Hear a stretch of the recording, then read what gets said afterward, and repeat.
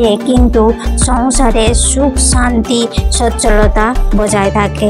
তবে আয় বুঝে সংসারে ব্যয় করা উচিত। তো এই নিয়ে আজকে ভিডিওটা শুরু করছি। তো হ্যালো এভরিওয়ান, গুড মর্নিং আমার প্রিয় বন্ধুরা। তোমরা সবাই কেমন আছো? আশা করছি কাছে এবং দূরে যেখান থেকে আমার এই ভিডিওটা দেখছো সবাই খুব ভালো আছো, সুস্থ আছো, আর আমিও বেশ ভালো আছি। তো আমি সবিতা নতুন দিনে নতুন আরেকটা ব্লগ নিয়ে চলে এসেছি। আশা রাখছি আজকের ভিডিওটা বেশ ভালো লাগবে। তো চলো, সকাল সকাল দেখো বাগানে চলে এসেছি ফুল তুলতে।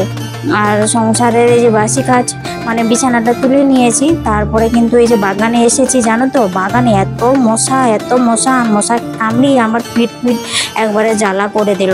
তো কি করব, ফুল তো তুলতেই হবে।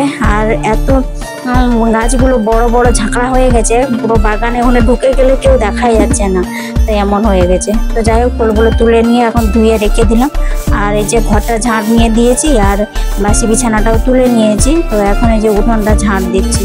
তো পরিষ্কারের মধ্যে কাজ করলে অতটা মশা লাগে না। যখন এই যে বাগানের ভেতরে ঢুকেছি, কি মশা দেখো, গাছগুলো এত বড় বড় হয়ে গেছে। টগর ফুলের গাছের ওই দিকটাতে আমি ঢুকে গেছিলাম ফুল তুলতে, এত মশা মানে সে আমাকে মৌচাকের মতো মানে ঘিরে বসেছে। তো এরকম, তো মেয়ে ওই জন্য ফুল তুলতে চাই না, বলে খুব মশা আছে, কামড়াবে। তো আমি ওই জন্য আজকেও কী করেছি, গেছি তো আমি আবার ডেটল মেখে যাই প্রত্যেক দিন, কিন্তু আজকে ডেটল মেখে যাইনি।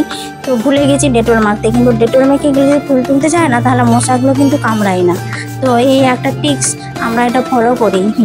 তো সংসারের এই যে কাজগুলো এখন সেরে নিচ্ছি, বাসি কাজ। আর সকাল সকাল জানো তো, সংসারের বাসি কাজগুলো সেরে চান টান করে নিয়ে পুজোটা যদি দেওয়া হয়ে যায়, মনে হচ্ছে সংসারের সব থেকে বড় কাজ আমার যেন হয়ে গেল।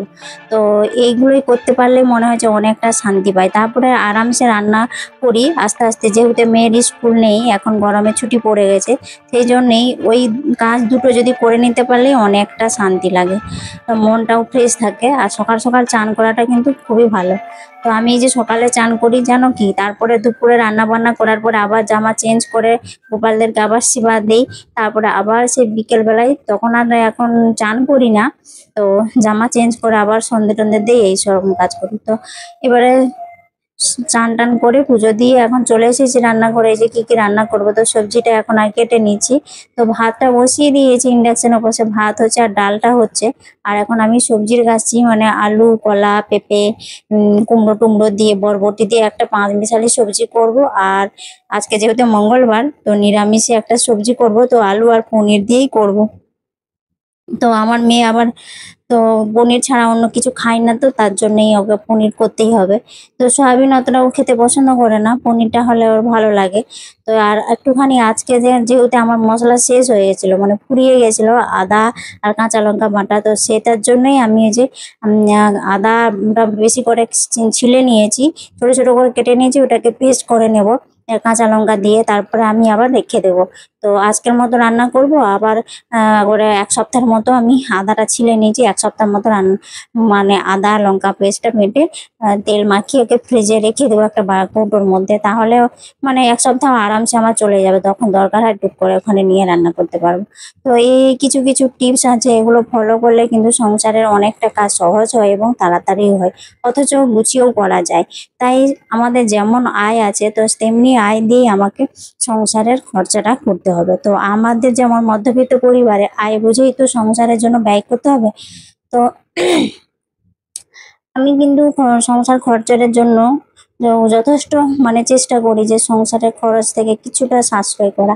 কিন্তু আমাকে আমার হাজব্যান্ড কিন্তু সংসার খরচের টাকা দেয়, ঠিক আছে। সেখান থেকে আমি যদি টাকা একটু করে জমিয়ে জমিয়ে আমি আমার শখের জিনিস যদি নিই, তাহলে কোনো আপত্তি নেই, সেটা ঠিক আছে। কিন্তু আমার হাজব্যান্ড কি করে জানো কি, তো হ্যাঁ, ওর আয় আছে, আমি তো মানছি ওর আয় আছে, আয় থাকলেও তো আমাকে সেই রকম করে ব্যয় করতে হবে, তাই না?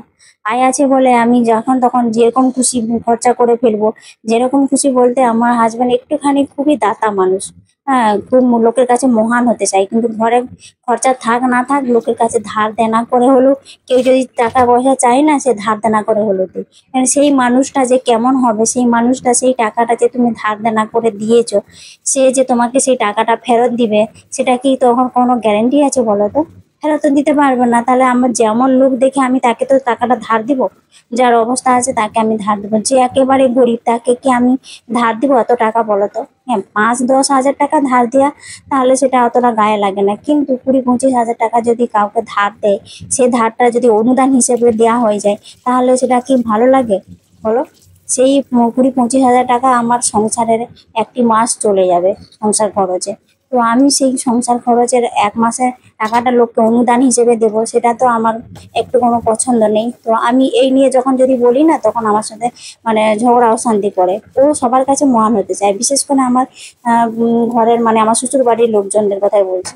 শ্বশুর বাড়িদেরকে যত দিলেও তাদের কোনো তো নাম পাবে না কখনো।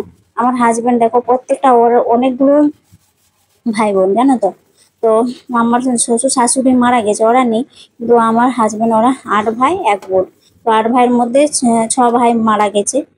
আর আছে তারা চাকরি করে না, তারা তাও ওই মাঠে কাজ করে খায় দায়।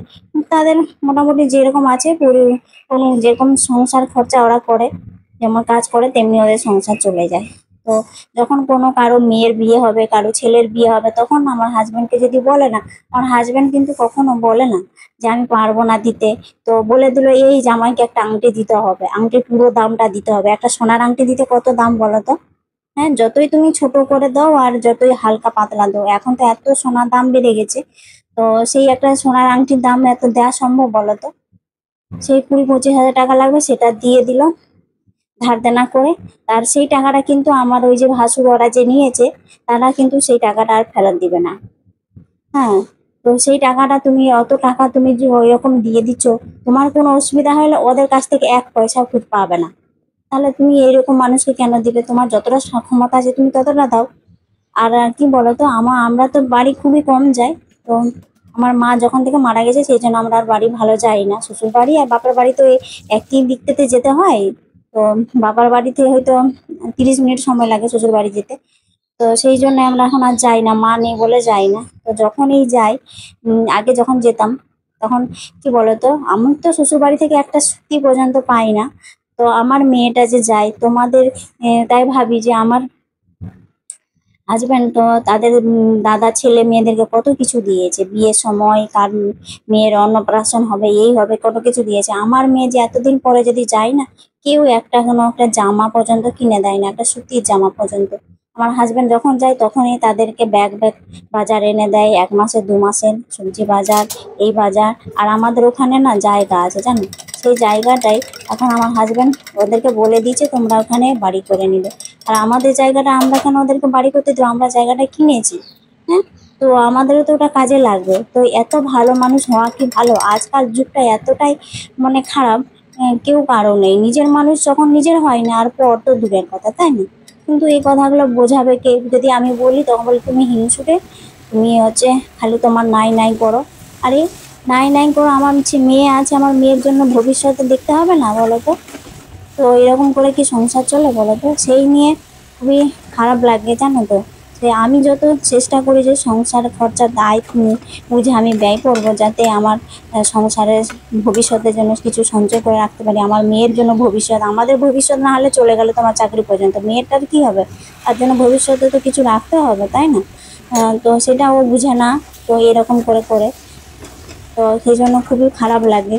তো সেই জন্য বললাম অল্প আয়ু কিন্তু সংসারের সুখ শান্তি সচ্ছলতা সব কিছু বজায় থাকে যদি নিজেদের মধ্যে দুজনের স্বামী স্ত্রীর মধ্যে যদি একটু বোঝাপড়া, একটু একটু আন্ডারস্ট্যান্ডিং এইসবগুলো যদি থাকে না, তাহলে দেখবে সংসারটা সুখের হয় এবং শান্তির হয়। তাতে অল্প আয়ু কিন্তু সুন্দরভাবে সংসার করা যায়। কিন্তু এই যে সে আয় করে ঠিকই আছে, আয় করার পরে যে এত সংসারের ব্যয় করে দেয়, সে বলার আর কিছু নেই। তো যাই হোক, তোমাদের সাথে অনেক কথা আমি বলে ফেললাম। তো এখন এই দেখো আমচুরটা বানিয়ে নিচ্ছি। আর দুপুরে রান্না অল্প করেছিলাম সিম্পল, আর রান্নাঘরটা সুন্দর করে মুছে পরিষ্কার করে নিয়েছি। আর এই যে রাতের বেলা এখন আমগুড় বানাচ্ছি। আমগুড় বলতে আমি চিনি দিয়ে এবারে আমগুড়টা বানিয়েছি। তো সেটা এখন জারে ভরে দিচ্ছি, আর রুটিটাও করে নিয়েছি। তো কি বলতো, একা সংসারে না সমস্ত কাজ না দেখলেও নয়।